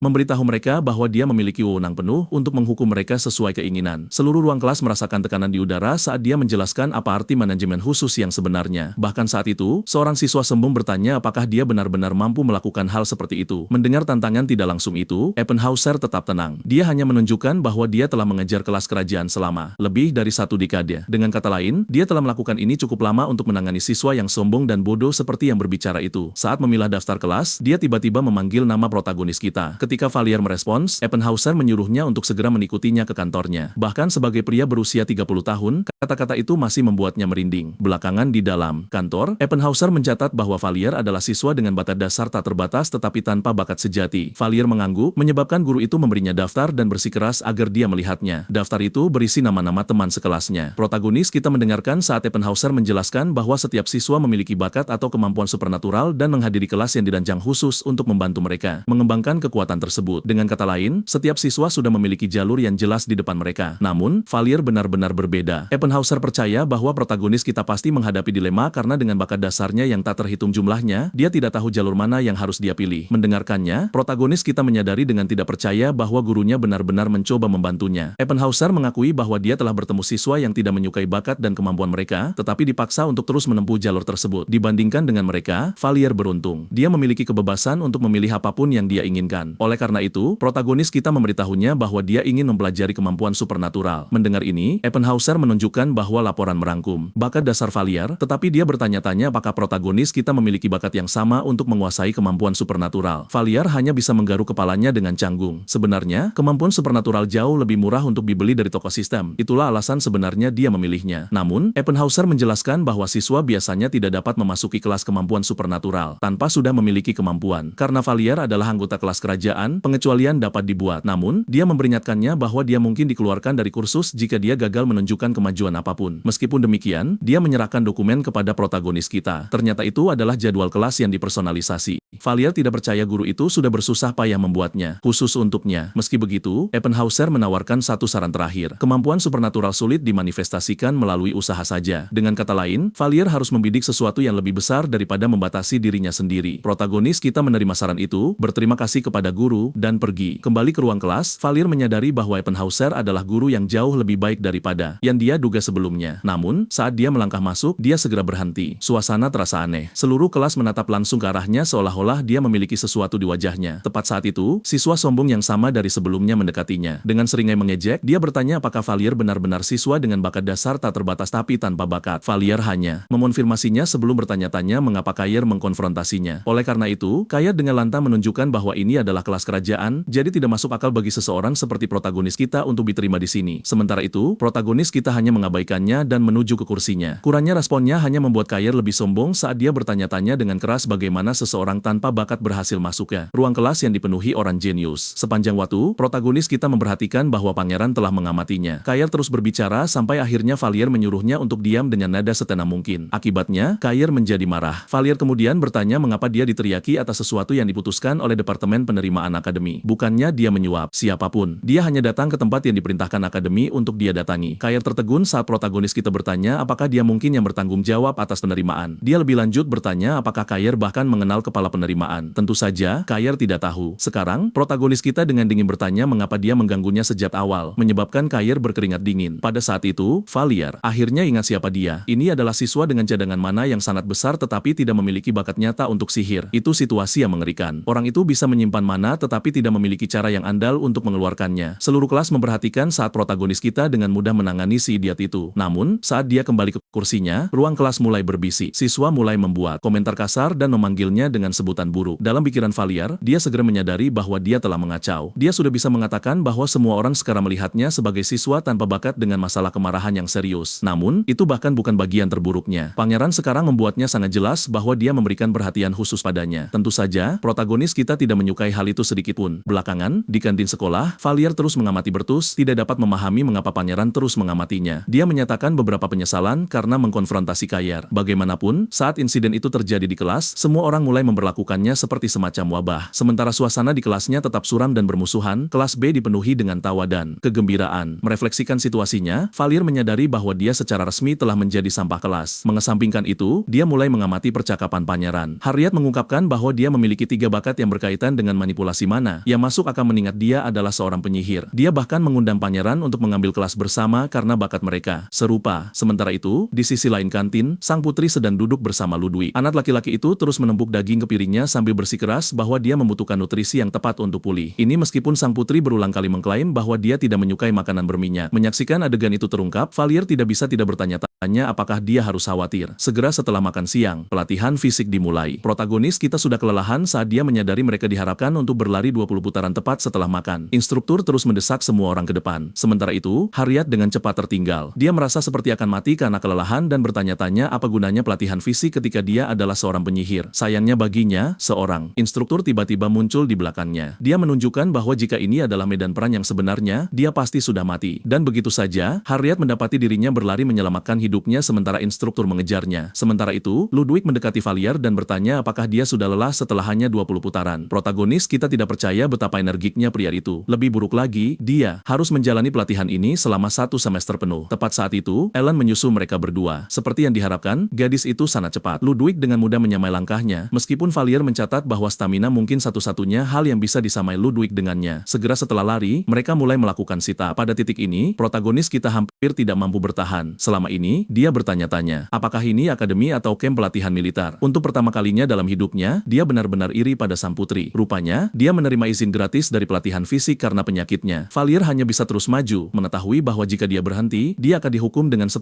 putaran tambahan. Adapun Ludwig, pria itu jelas menikmati waktu dalam hidupnya. Setelah pelatihan, Abigail bergeser ke ruang ganti pria. Salah satu siswa terlihat sangat kekar, seperti seseorang yang tidak pernah melewatkan 1 hari pun di gym. Sementara itu, protagonis kita memikirkan urusannya sendiri sambil mendengarkan percakapan di sekitarnya. Dia terkejut mengetahui bahwa mereka harus menjalani rutinitas pelatihan ini setiap hari Kamis saat dia sedang memproses ini. Informasi yang mengerikan. Kair tiba-tiba muncul di sampingnya. Anak laki-laki itu dengan santai berkomentar bahwa Valier tidak terlihat sangat bugar. Tentu saja, protagonis kita menolak untuk memakan umpan itu. Namun, Kair, yang sombong seperti biasanya, bertanya mengapa seseorang dengan fisik seperti Valier bertindak begitu tangguh di kelas tadi. Valier segera membalas, menunjukkan bahwa Kairlah yang memulai seluruh argumen. Seperti yang bisa ditebak, Kair menjadi marah. Tanpa peringatan, dia mendorong protagonis kita ke belakang. Seluruh ruang ganti menyaksikan adegan itu terungkap. Sekali lagi, pangeran mengamati Valier dengan cermat. Protagonis kita mencoba yang terbaik untuk mengabaikan provokasi itu, tetapi Kair terus berbicara. Sayangnya, dia akhirnya melewati batas dengan salah satu pernyataannya. Akibatnya, Valier segera mencengkeram lehernya dan meninjunya tepat di wajah. Sekarang, itu sangat memuaskan. Setelah menjatuhkan Kair ke tanah, para siswa bergegas maju untuk memisahkan mereka. Pangeran dan Ludwig dengan cepat bergerak untuk menahan protagonis kita sementara Kair, darah menetes dari mulutnya, hanya bisa bersumpah dan mengutuknya saat dia ditahan. Dan begitu saja, mereka berdua berakhir di kantor Sir Eppenhauser. Instruktur terlihat serius dan sedikit kecewa. Dia menunjukkan bahwa ini baru hari pertama akademi. Namun, Kayer segera berbicara dengan marah, menuduh protagonis kita menghina dan menyerangnya terlebih dahulu. Melihat betapa cepatnya Sir Eppenhauser menyadari situasinya, protagonis kita hanya bisa mengutuk siswa kelas B. Itu karena mengadu. Sementara itu, Sir Eppenhauser dengan dingin memberitahu Kayer untuk tidak menjawab pertanyaan yang belum diajukan. Dia kemudian menuntut untuk mengetahui siapa yang melayangkan pukulan pertama. Ekspresi sombong muncul di wajah Kayer ketika protagonis kita dengan tenang mengakui bahwa dialah orangnya. Namun, Valier belum selesai. Ekspresi Kayer segera berubah ketika protagonis kita menyebutkan bahwa dia membuat pernyataan yang meremehkan akademi. Sebagai tanggapan, Kayer dengan lantang bertanya kapan dia pernah melakukan hal seperti itu. Sir Eppenhauser menyipitkan matanya dan menginstruksikan protagonis kita untuk menjelaskan dengan benar. Valier kemudian menjelaskan bagaimana Kayer mengumumkan kepada seluruh kelas bahwa penerimaannya ke kelas kerajaan mencurigakan. Ini membuat Sir Eppenhauser bertanya-tanya apakah ada hal lain. Protagonis kita terus menjelaskan bahwa dia memperingatkan Kayer untuk tidak membuat komentar yang mempertanyakan penilaian akademi. Dia juga mengakui bahwa tanggapannya agak kasar karena dia kesal karena akademi dikritik karena dia. Lebih lanjut, Kayer mencoba mengintimidasi dia karena kurangnya pelatihan fisik. Sebagai tanggapan, Kayer dengan cepat berargumen bahwa protagonis kita meninjunya. Setelah itu, namun, Sir Eppenhauser dengan dingin memerintahkan keduanya untuk berhenti sebelum bertanya apa yang dimaksud protagonis kita dengan Kayer meremehkan otoritas akademi. Pada saat itu, seringnya licik muncul di wajah protagonis kita. Waktunya telah tiba. Segera, protagonis kita berating. Kayer menatap dengan tidak percaya saat protagonis kita menjelaskan bagaimana dia secara terbuka dituduh mendapatkan penerimaan ke akademi melalui cara yang tidak jujur. Dia bahkan mengklaim bahwa dihina secara pribadi adalah sesuatu yang bisa dia toleransi. Kayer tampak gemetar saat dia memperhatikan ekspresi Sir Eppenhauser menggelap saat protagonis kita menyebutkan bahwa dia mempertanyakan integritas akademi. Pada titik itu, Kayer tidak perlu lagi ada orang yang memberitahu dia bahwa dia dalam masalah serius. Protagonis kita menyimpulkan dengan meminta maaf karena bertindak gegabah sambil diam-diam memberi selamat pada dirinya sendiri karena memanfaatkan salah satu sifat mendefinisikan Sir Eppenhauser. Sir Eppenhauser yang marah kemudian berbalik ke arah Kayer dan menuntut untuk mengetahui apakah apa yang dikatakan protagonis kita itu benar. Alasan kemarahannya sederhana. Salah satu sifat inti Sir Eppenhauser adalah patriotisme. Kayer panik dan mendapati dirinya tidak dapat memberikan jawaban yang tepat. Ini hanya membuat Sir Eppenhauser semakin marah saat dia mempertanyakan kapan seorang siswa biasa menjadi cukup berani untuk menyebut sistem akademi korup. Protagonis kita hanya memperhatikan saat Kayer menundukkan kepalanya, tidak dapat merespons. Oleh karena itu, protagonis kita memberi kita konteks mengenai Sir Eppenhauser. Pria itu adalah seorang patriot dengan kebanggaan besar pada akademi kekaisaran dan kekaisaran itu sendiri. Dengan kata lain, dia sangat sensitif setiap kali seseorang berbicara menentang keduanya. Namun, protagonis kita mencatat fakta menarik. Sir Eppenhauser adil kepada semua siswanya. Pada akhirnya, dia akan menyadari bahwa Kayer hanya berbicara sembarangan dan tidak pernah benar-benar berniat menghina akademi. Demikian pula, dia mungkin akan menyimpulkan bahwa protagonis kita hanya menganalisis situasi secara berlebihan. Oleh karena itu, Sir Eppenhauser menginstruksikan protagonis kita untuk pergi lebih dulu. Dan begitu saja, protagonis kita kembali ke kelas. Saat dia menuju ke kursinya, dia memperhatikan seluruh kelas menatapnya. Rumor itu jelas sudah menyebar, semakin memperkuat posisinya sebagai sampah kelas. Namun, tidak banyak yang bisa dia lakukan saat ini. Kemudian tiba-tiba sistem berkedip di depan matanya, memberinya 200 poin pencapaian. Rupanya berkelahi untuk pertama kalinya adalah bagian dari tantangan. Protagonis kita berpikir dalam hati bahwa ini setidaknya lebih baik daripada harus menampar pangeran. Lebih banyak tantangan segera muncul. Satu mengharuskannya untuk menempati posisi pertama dalam pelatihan. Visi protagonis kita segera menepisnya, berpikir itu hanya mungkin jika dia entah bagaimana mematahkan pergelangan kaki Ludwig. Tantangan berikutnya mengharuskannya untuk menjadi siswa terbaik dalam ujian. Itu juga tanpa mustahil, mengingat dia hanya rata-rata saat di bumi. Tantangan berikutnya membuat protagonis kita bertanya-tanya apakah sistem sengaja mencoba menghancurkan hidupnya. Seolah itu belum cukup, bahkan lebih banyak tantangan muncul. Tugas-tugas yang bisa dengan mudah membuatnya mendapat masalah atau bahkan dikeluarkan dari akademi. Pikirannya terganggu ketika Sir Eppenhauser memasuki ruang kelas. Kayer masuk bersamanya. Menilai dari ekspresinya yang kalah, protagonis kita bisa mengatakan bahwa dia tidak akan menyebabkan masalah untuk sementara waktu. Setelah memastikan bahwa semua orang sudah duduk, Sir Eppenhauser berbalik ke arah pangeran dan menginstruksikannya untuk membagikan formulir prapendaftaran. Dia menjelaskan bahwa siswa yang selesai mengisinya bebas untuk pergi sementara mereka yang masih memutuskan kursus mereka dapat tetap di kelas sampai mereka selesai. Tentu saja, siswa yang sudah membuat pilihan mereka pergi. Sementara itu, sekitar setengah dari kelas tetap tinggal, termasuk protagonis kita. Tepat saat itu, dia mendengar seseorang berteriak marah di lorong. Suara itu terdengar familiar. Faktanya, protagonis kita sudah bisa menebak apa yang terjadi. Melihat keluar, dia melihat Eric berteriak pada seorang gadis, menuntut agar dia menjauh darinya. Protagonis kita segera mengenalinya. Dia adalah gadis dengan rambut merah yang mencolok dan mata merah tua. Eric akhirnya pergi. Dengan temannya, masih terlihat jengkel. Sementara itu, Ludwig bergegas membantu gadis itu. Menyaksikan adegan itu terungkap, protagonis kita menjelaskan bahwa dia awalnya merancangnya untuk menjadi karakter yang diintimidasi. Menurut Elleris, rambut merah dan mata merah melambangkan keberanian kedamaian dan keberanian di antara para iblis. Namun, di antara manusia, sifat-sifat yang sama itu dianggap tidak menyenangkan karena iblis tingkat tinggi pernah memiliki fitur tersebut. Akibatnya, Scarlet ditinggalkan oleh orang tuanya pada usia yang sangat muda. Dia terus-menerus diintimidasi di akademi karena dia tidak punya tempat lain untuk pergi. Melihat ini secara langsung, protagonis kita menyadari betapa mengerikannya didiskriminasi hanya karena penampilan seseorang. Meskipun Scarlet akhirnya berteman dengan protagonis utama cerita, Valier merasa tidak bisa mengabaikan situasi meskipun dialah yang menulisnya. Mengalihkan perhatiannya kembali ke sistem, dia menemukan bahwa dia akhirnya mengumpulkan poin pencapaian yang cukup untuk membeli sesuatu. Seperti yang diharapkan, tangannya segera bergerak menuju bagian kemampuan supernatural. Kemudian matanya melebar. Di sana, dia menemukan kemampuan yang sengaja dia tinggalkan dari novel karena kemampuannya terlalu overpowered. Adegan berikutnya bergeser ke kamar asrama protagonis kita. Protagonis kita terus menatap jendela sistem, mencatat bahwa dia sengaja menghapus kemampuan sugesti diri dari novel aslinya. Alasan dia meninggalkannya adalah karena itu dianggap sebagai kemampuan curang yang mampu memungkinkan seseorang untuk mencapai hal yang mustahil melalui hipnosis diri. Kemampuan ini membutuhkan sangat sedikit poin untuk dibeli dan merupakan jenis kemampuan yang berkembang. Jadi, protagonis kita memutuskan untuk membelinya. Namun, dia tidak menyangka apa yang terjadi selanjutnya. Kemampuan itu saat ini berada di level 0 dan terkunci. Tentu saja, protagonis kita marah, percaya bahwa dia baru saja ditipu oleh sistem. Sayangnya, setelah memikirkannya, dia menyadari ada penjelasannya. Meskipun kita sudah tahu perbedaan antara bakat dan kemampuan supernatural, protagonis kita menjelaskan bahwa beberapa kemampuan diklasifikasikan sebagai kemampuan terkunci. Kemampuan sugesti diri kebetulan menjadi salah satunya. Ini berarti dia harus membangkitkan kemampuan itu sebelum dia bisa menggunakannya. Dan proses kebangkitan adalah terkait dengan kondisi kebangkitan paksa, artinya dia harus mengalami peristiwa traumatis sebelum kemampuan itu dapat dibuka. Karena saldo poin pencapaiannya saat ini berada di 0, protagonis kita menyadari dia jelas tidak mampu membeli bakat apapun. Ini meninggalkannya dengan dua pilihan. Yang pertama adalah membuka kemampuan. Yang kedua adalah mendapatkan poin pencapaian yang cukup untuk membeli bakat. Protagonis kita terlihat mengeluh saat dia menelusuri tugas-tugas tantangan untuk mencari sesuatu yang cocok. Tapi pada saat itu, satu tugas tiba-tiba menarik perhatiannya. Senyum jahat segera muncul di wajahnya. Sebelum kita mengetahui apa itu, adegan bergeser keluar. Akademi Kekaisaran bukan hanya institusi untuk belajar. Ini karena populasi yang besar hidup bersama para siswa yang mengarah pada pembentukan distrik komersial yang ramai. Sederhananya, orang menjalankan segala macam bisnis dan siswa akademi secara alami memilihnya sebagai tempat untuk bersantai. Di dalam salah satu restoran adalah siswa laki-laki dari kelas Akayer tampaknya memiliki sesuatu di benaknya. Lucunya, narasi menjelaskan bahwa keduanya, dia dan temannya, Kono, sebenarnya adalah rakyat biasa. Meskipun begitu, ego Kar mampu menyaingi ego sang pangeran sekalipun. Eric, pengikut setia sang pangeran, adalah satu-satunya bangsawan di kelompok pertemanan mereka. Ketiganya secara alami berteman sejak hari pertama dan menjadi akrab karena satu orang. Tentu saja, orang itu tidak lain adalah protagonis kita, si brengsek di kelas. Di tengah percakapan mereka,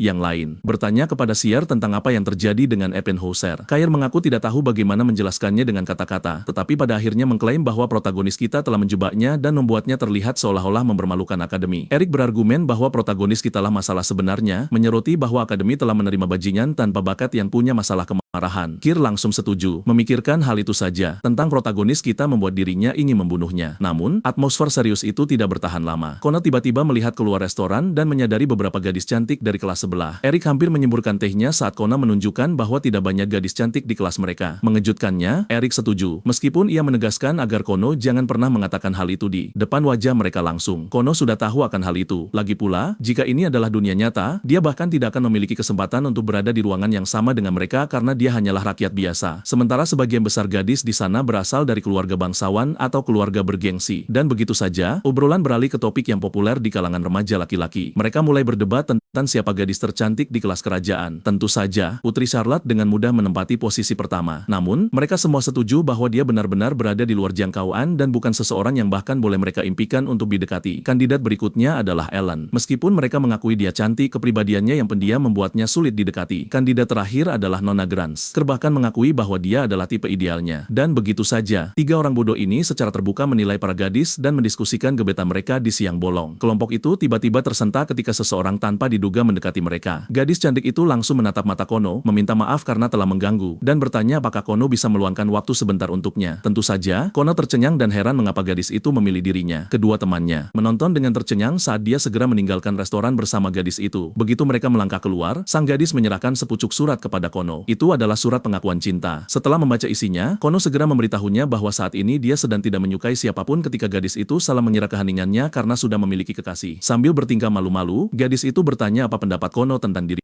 Bagi Kono, ini praktis cinta pada pandangan pertama. Tanpa ragu, dia setuju untuk pergi berkencan dengannya. Setelah menerima jawaban positif, gadis itu berlari pergi sambil berharap mereka akan segera bertemu lagi. Kono melihatnya pergi, memikirkan betapa mudahnya dia berhasil mendapatkan gadis secantik itu bahkan tanpa perlu berusaha keras. Baik Cher maupun Eric menyaksikan seluruh kejadian itu dan langsung merasa cemburu. Eric mulai berpikir untuk lebih sering berolahraga. Sementara itu, Kaya menolak untuk percaya bahwa gadis itu memilih Kono ketika dia sendiri yakin bahwa dialah yang lebih tampan. Di tempat lain, gadis yang dimaksud ternyata tidak lain adalah protagonis kita.